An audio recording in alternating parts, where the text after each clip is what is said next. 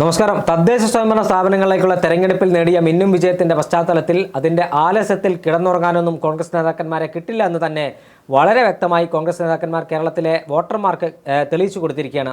ജനുവരി മാസം 4-5 തീയതികളിൽ, അതായത് 2026 തുടക്കത്തിൽ വയനാട്ടിൽ ചിന്തൻ ശിബിരം നടത്തി നിയമസഭാ തെരഞ്ഞെടുപ്പുള്ള ഒരുക്കങ്ങൾ നടത്താൻ, നിയമസഭാ തെരഞ്ഞെടുപ്പിൽ സീറ്റ് വിഭജനം ഏത് തരത്തിൽ വേണം, നിയമസഭാ തെരഞ്ഞെടുപ്പിൽ അതോടൊപ്പം ഘടകകക്ഷികളുമായി ബന്ധപ്പെട്ട ചർച്ചകൾ ഏത് തരത്തിൽ വേണം, ഇക്കാര്യങ്ങളൊക്കെ വ്യക്തത വരുത്താൻ 4-5 തീയതികളിൽ ചിന്തൻ ശിബിരം വയനാട്ടിൽ നടക്കുകയാണ്.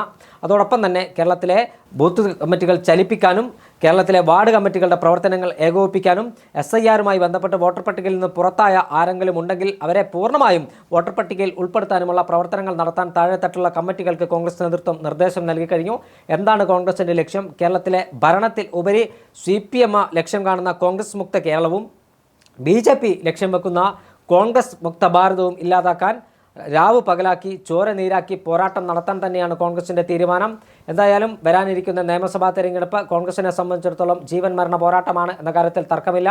3ാം തവണയും ഭരണം പിടിക്കാൻ CPM-ഉം അതോടൊപ്പം തന്നെ കഴിഞ്ഞ 2 തവണ പ്രതിപക്ഷത്തിരുന്നതിൻ്റെ ക്ഷീണം മാറ്റാൻ ഇത്തവണ ഭരണം പിടിച്ചെടുക്കാൻ കോൺഗ്രസും ആവനാഴിയിലെ അവസാന അസ്ത്രവും പുറത്തെടുത്ത കേരളത്തിൻ്റെ മണ്ണിൽ താമര വിരിയിക്കാൻ BJP-യും കച്ചകെട്ടിയിറങ്ങുമ്പോൾ 2026 തെരഞ്ഞെടുപ്പിൽ മത്സരം തീപ്പാറുമെന്ന കാര്യത്തിൽ തർക്കമില്ല. മുതിർന്ന നേതാക്കളെയും പരിചയസമ്പന്നരെയും യുവാക്കളെയും ഒരുമിച്ചിരുത്തി കേരളം പിടിച്ചെടുക്കാനുള്ള നീക്കമാണ് 3 പ്രധാന മുന്നണികളും നടത്തുമ്പോൾ മുൻതൂക്കം കോൺഗ്രസിനാണ് എന്ന കാര്യത്തിൽ ഒരു തർക്കവുമില്ല. എന്തായിരിക്കും തെരഞ്ഞെടുപ്പിൻ്റെ പ്രധാന ചർച്ചാ വിഷയം? കോൺഗ്രസ് ഈ തെരഞ്ഞെടുപ്പിൽ മുൻതൂക്കം എങ്ങനെയാണ്? CPM-ൻ്റെ തെരഞ്ഞെടുപ്പ് രാഷ്ട്രീയത്തിൽ CPM-ൻ്റെ ഗതി എന്തായിരിക്കും? ശബരിമല സ്വർണ്ണക്കൊള്ള ഉൾപ്പെടെയുള്ള വിഷയം തെരഞ്ഞെടുപ്പിൽ ചർച്ചാ വിഷയമാകുമോ? താമര വിരിയിക്കാൻ BJP-ക്ക് കഴിയുമോ? വിശദമായി സംസാരിക്കാം. PS സൗവർണികയാണ് കൂടെയുള്ളത്. CPM ഈ അടുത്ത തെരഞ്ഞെടുപ്പിൽ 3ാം ഭരണം, അതായത് തുടർഭരണം ലക്ഷ്യമിട്ട് തന്നെയാണ് രംഗത്തിറങ്ങാൻ പോകുന്നത്. തദ്ദേശ സ്വയംഭരണ സ്ഥാപനങ്ങളിലുണ്ടായ തെരഞ്ഞെടുപ്പിലെ പരാജയം പഠിച്ച് വിലയിരുത്തി മുന്നോട്ട് പോകാനാണ് CPM-ന്റെ തീരുമാനം. എന്തൊക്കെയായിരിക്കും CPM ലക്ഷ്യം വെക്കുന്നത്? CPM-ന്റെ ഒരു തന്ത്രം എന്തായിരിക്കും? നമുക്കറിയാം, ആദ്യം മുതലേ പറയുന്നുണ്ട് പിണറായി 3.0. പക്ഷെ അതിനി സാധ്യമാണോ എന്നൊരു ചോദ്യമുണ്ട്. അതിനു മുന്നേ തന്നെ കേരള സമൂഹം പറയുന്നുണ്ടായിരുന്നു ഒരു ഭരണവിരുദ്ധ വികാരമുണ്ട്. അത് അംഗീകരിക്കാതിരുന്നത് പാർട്ടി മാത്രമാണ്. ഈ തദ്ദേശ സ്വയംഭരണ സ്ഥാപനങ്ങളിലേക്ക് നടന്ന തെരഞ്ഞെടുപ്പിന്റെ ഫലം പുറത്തു വരുമ്പോൾ കേരള സമൂഹം പറഞ്ഞതായിരുന്നു ശരിയെന്നും പാർട്ടിയുടെ വിലയിരുത്തലുകളായിരുന്നു തെറ്റെന്നും മനസ്സിലാകുന്നുണ്ട്. പിന്നെ ഈ പറയുന്നത് പോലെ വളരെ എളുപ്പമല്ല ഇനി ഒരു തുടർഭരണം, 3ാമതൊരു തുടർഭരണം അത്ര എളുപ്പമുള്ള കാര്യമല്ല. തുടർഭരണം ലഭിച്ചത് എങ്ങനെയാണ്? അന്നത്തെ ഒരു കോവിഡിന്റെ ഒരു സാഹചര്യം കണക്കിലെടുത്ത് പ്രതിപക്ഷം പറയുന്നത് പോലെ കിറ്റുകൾ നൽകി വോട്ടാക്കിയെന്നാണ് പറയുന്നത്. അതേ രീതിയാണ് ഈ തദ്ദേശ സ്വയംഭരണ സ്ഥാപനങ്ങളിലേക്ക് നടന്ന തെരഞ്ഞെടുപ്പിന് തൊട്ടു മുന്നേ പെൻഷൻ തുക വർദ്ധിപ്പിച്ചതും അതുപോലെയുള്ള ആനുകൂല്യങ്ങൾ നൽകി വോട്ടർമാരെ സ്വാധീനിക്കാൻ ശ്രമിച്ചത്. പക്ഷെ അതൊന്നും വോട്ടാക്കി മാറ്റാൻ കഴിഞ്ഞില്ല എന്ന് മാത്രമല്ല, വലിയ പരാജയമാണ് ഉണ്ടായത്. പ്രതീക്ഷിക്കാത്ത തരത്തിൽ വോട്ട് ബാങ്കുകളെ ലക്ഷ്യം വെച്ച് ആഗോള അയ്യപ്പ സംഗമം നടത്തുന്നു. അതിന് തൊട്ടു പിന്നാലെ സ്വർണ്ണക്കൊള്ള വരുന്നു. സത്യത്തിൽ സ്വർണ്ണക്കൊള്ള സർക്കാരിനെ പൂർണ്ണമായി വിഴുങ്ങുന്ന തരത്തിലായിരുന്നു. നമുക്കറിയാം, ഒറ്റ രാത്രി കൊണ്ട് PM ശ്രീയിൽ ഒപ്പുവെച്ച് കേരളത്തെ ചതിക്കുമ്പോൾ, സർക്കാർ കേരളത്തെ ചതിക്കാൻ തീരുമാനമെടുക്കുമ്പോൾ CPI പോലും അറിഞ്ഞിരുന്നില്ല. അതെല്ലാം സർക്കാരിനെ വെട്ടിലാക്കിയിട്ടുണ്ട്. ഇനി എന്തൊക്കെ തന്നെ കാട്ടിക്കൂട്ടിയാലും വളരെ എളുപ്പത്തിൽ ഒരു തുടർഭരണം സാധിക്കില്ല. കാര്യം വളരെ ബുദ്ധിമുട്ടാണ്. കാര്യം നമുക്കറിയാം, ഈ പറയുന്ന പോലെ CPM-ന്റെ ജില്ലാ കമ്മിറ്റികളിലടക്കം ഭരണവിരുദ്ധ വികാരമുണ്ടെന്നും സ്വർണ്ണക്കൊള്ള വോട്ടർമാരെ സ്വാധീനിച്ചു എന്ന് പറയുമ്പോൾ പോലും MP ഗോവിന്ദൻ അടക്കമുള്ളവർ അത് അംഗീകരിക്കുന്നില്ല. ഭരണവിരുദ്ധ വികാരമില്ല എന്നാണ് പറയുന്നത്. അവരിനി ഏത് കാലത്ത് തിരുത്താനാണ്? ഇപ്പോഴും ജയിലിനകത്ത് കിടക്കുന്ന പത്മകുമാറിനെ അടക്കം തള്ളിപ്പറയാൻ പാർട്ടി തയ്യാറായിട്ടില്ല. ആ സാഹചര്യത്തിൽ ഒരു 3ാം ഭരണം ജനങ്ങൾ അത് അംഗീകരിക്കുമോ? അല്ലെങ്കിൽ പാർട്ടി ഇനി 3ാം ഭരണത്തിന് വേണ്ടി എന്ത് മാജിക്കാണ് കേരളത്തിൽ കാണിക്കാൻ പോകുന്നത്? തീർച്ചയായും ശബരിമല സ്വർണ്ണക്കൊള്ള അടക്കമുള്ള കാര്യങ്ങൾ CPM-നെ ദോഷകരമായി ബാധിച്ചു എന്നാണ് തദ്ദേശ സ്വയംഭരണ സ്ഥാപനങ്ങളിലേക്കുള്ള തെരഞ്ഞെടുപ്പിൻ്റെ റിസൾട്ട് പുറത്തു വന്നപ്പോൾ നമുക്ക് മനസ്സിലാക്കാൻ കഴിയുന്നത്. പക്ഷേ CPM 3ാം തവണയും ഭരണം പിടിക്കാനുള്ള എല്ലാ ശ്രമങ്ങളും നടത്തും.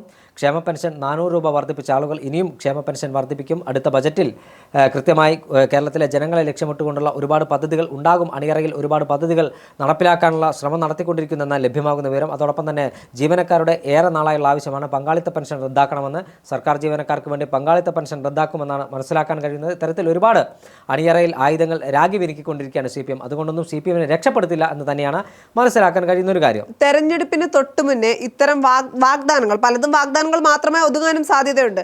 ഇത്തരം ഓഫറുകൾ ചെയ്യുമ്പോൾ കേരളത്തിലെ ജനങ്ങൾ വോട്ട് ചെയ്യും എന്നാണോ കരുതുന്നത് സർക്കാർ? തീർച്ചയായും അത്തരത്തിൽ വാഗ്ദാനത്തിൽ വീഴുന്ന അല്ല കേരള ജനങ്ങളെന്ന് ഈ തദ്ദേശ സ്വയംഭരണ സ്ഥാപനങ്ങളിലേക്കുള്ള തെരഞ്ഞെടുപ്പ് CPM തെളിയിച്ച് നൽകിയിരിക്കുകയാണ്. കോൺഗ്രസ് അതിൻ്റെ ആവനാഴിയിൽ അവസാന അസ്ത്രവും എടുത്ത് പുറത്തെടുക്കണം. കോൺഗ്രസിനെ സംബന്ധിച്ചിടത്തോളം ഡു ഓർ ഡൈ തെരഞ്ഞെടുപ്പാണ് എന്ന കാര്യത്തിൽ ഒരു തർക്കവുമില്ല. കാരണം 2 തവണയെ പ്രതിപക്ഷത്തിരിക്കുന്നു, മൂന്നാമതും പ്രതിപക്ഷത്തിരിക്കുക കോൺഗ്രസിനെ സംബന്ധിച്ച് ഓർക്കാൻ പോലും വയ്യാത്തത്. അതുകൊണ്ട് തന്നെ സർക്കാരിനെതിരായ ഭരണവിരുദ്ധ വികാരം, കേരളത്തിലെ വിലക്കയറ്റം, ശബരിമല സ്വർണ്ണക്കൊള്ള, അഭ്യസ്തവിദ്യരായ ചെറുപ്പക്കാർക്ക് തൊഴിലില്ലാത്തത്, സർക്കാർ ജീവനക്കാർക്കുമായി ബന്ധപ്പെട്ട ശമ്പള പരിഷ്കരണം ഉൾപ്പെടെയുള്ള വിഷയങ്ങളിൽ സർക്കാർ ജീവനക്കാർ വലിയ പ്രതിഷേധത്തിലാണ്. നേരത്തെ AK ആൻ്റണി 2001 മുഖ്യമന്ത്രിയായിരിക്കുന്ന സമയത്ത് കേരളത്തിൽ 33 ദിവസം സമരം ചെയ്ത യൂണിയൻ്റെ പേരാണ് NGO യൂണിയൻ. അതായത് CPM അനുകൂല യൂണിയനാണ്, ജീവനക്കാരുടെ സംഘടനയാണ്.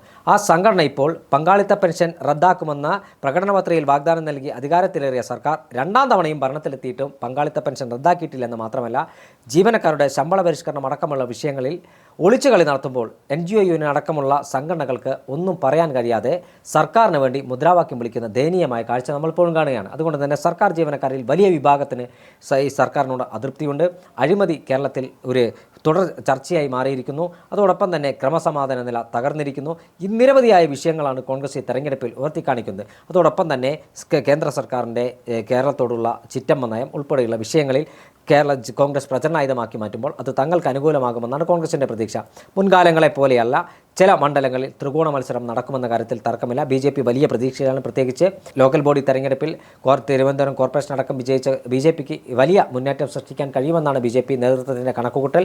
രാജീവ് ചന്ദ്രശേഖറിൻ്റെ നേതൃത്വത്തിൽ വലിയ മുന്നേറ്റം സൃഷ്ടിക്കാൻ കഴിയും. BJPയും അതായത് കോൺഗ്രസും CPM ലഭിച്ചിരുന്ന വോട്ടുകൾ തങ്ങളുടെ പെട്ടിയിലേക്ക് ആക്കാൻ കഴിയും. അതുമാത്രമല്ല, കേരളത്തിലെ ഒരു വിഭാഗം ജനങ്ങൾ ഉറച്ചു വിശ്വസിക്കുന്നു കേരളത്തിൽ BJP CPM അന്തർധാരയുണ്ട്. ഒരു CJP ആയാണ് പ്രവർത്തിക്കുന്നത്. കോൺഗ്രസിനെ പരാജയപ്പെടുത്താൻ ഏത് ചെകുത്താനെയും കൂട്ടുപിടിക്കുമെന്ന് നേരത്തെ CPMൻ്റെ എക്കാലത്തെയും വലിയ നേതാവായിരുന്ന EM ശങ്കരൻ നമ്പൂതിരിപ്പാട് വളരെ കൃത്യമായി പറഞ്ഞതാണ്. അതുകൊണ്ട് തന്നെ കേരളത്തിലെ കോൺഗ്രസിനെ പരാജയപ്പെടുത്താൻ BJPയെ കൂട്ടുപിടിക്കുമോ എന്നൊരു ആശങ്ക ജനാധിപത്യ വിശ്വാസികൾക്കൊക്കെ ഉണ്ട്. എന്തായാലും BJPയും കേരളത്തിൽ വലിയ മുന്നേറ്റം സൃഷ്ടിക്കാനുള്ള പോരാട്ടം തന്നെയാണ് നടത്തിക്കൊണ്ടിരിക്കുന്നത്. പക്ഷേ കോൺഗ്രസ് ഒരു പടി കോൺഗ്രസ് തന്നെയാണ് മുന്നിൽ. വരാനിരിക്കുന്ന ദിവസങ്ങളിൽ കോൺഗ്രസിൻ്റെ ചിന്തൻ ശിബിരം 4-5 തീയതികളിൽ ജനുവരി 4-5 തീയതികളിൽ വയനാട്ടിൽ നടക്കുകയാണ്. ഈ ചിന്തൻ ശിബിരിൽ കൃത്യമായ സംഘടനാ ചർച്ച നടക്കും. ആ സംഘടനാ ചർച്ചയിൽ ഉരുത്തിരിയുന്ന വിഷയങ്ങൾ വലിയ തരത്തിൽ കേരളത്തിലെ ജനങ്ങളുമായി സംബന്ധിച്ച് ഒരു പ്രകടന പത്രിക തയ്യാറാക്കി അതിനു മുമ്പ് ഫെബ്രുവരിയോടുകൂടി സ്ഥാനാർത്ഥി പട്ടിക പൂർത്തീകരിച്ച് പുറത്തിറക്കാനുള്ള നീക്കമാണ് കോൺഗ്രസ് നടത്തുന്നത്. എന്തായാലും നിലവിലെ സാഹചര്യം എടുത്ത് പരിശോധിക്കുമ്പോൾ കോൺഗ്രസ് തന്നെയാണ് അതിവേഗം ബഹുദൂരം മുന്നിൽ നിൽക്കുന്നത്. നേരത്തെ കോൺഗ്രസ് ഉയർത്തിയ മുദ്രാവാക്യം കണക്കെ കേരളത്തിൻ്റെ ഭരണം തിരിച്ചു പിടിച്ച് കേരളത്തിലെ കള്ളന്മാരെയും കൊള്ളക്കാരെയും ജയിലിലടച്ച് കേരളത്തിലെ ജനങ്ങൾക്ക് ആശ്വാസകരമായ ഭരണം നടത്താൻ കോൺഗ്രസിന് കഴിയുമെന്ന പ്രതീക്ഷയാണ് കേരളത്തിലെ ജനങ്ങൾക്കുള്ളത്. അതിൻ്റെ ആദ്യപടിയായുള്ള സെമി ഫൈനലിൽ കോൺഗ്രസിനെ ജനങ്ങൾ ജയിപ്പിച്ചത്. ഫൈനലിൽ ആര് ജയിക്കും? എന്തായാലും ഫൈനലിൽ മുൻതൂക്കം കോൺഗ്രസിനാണ്. കോൺഗ്രസിന് അനുകൂലമായ പിച്ചിലാണ് മത്സരം നടക്കുന്നത്. ഈ പിച്ചിൻ്റെ ആനുകൂല്യം മുതലെടുക്കാൻ കോൺഗ്രസിന് കഴിഞ്ഞാൽ സംശയം വേണ്ട, 10 വർഷത്തെ ഇടവേളയ്ക്ക് ശേഷം കോൺഗ്രസിൻ്റെ മുഖ്യമന്ത്രി അനന്തപത്മനാഭൻ്റെയും അയ്യങ്കാളിയുടെയും മണ്ണിൽ അധികാരത്തിൽ വരുമെന്ന കാര്യത്തിൽ തർക്കമില്ല.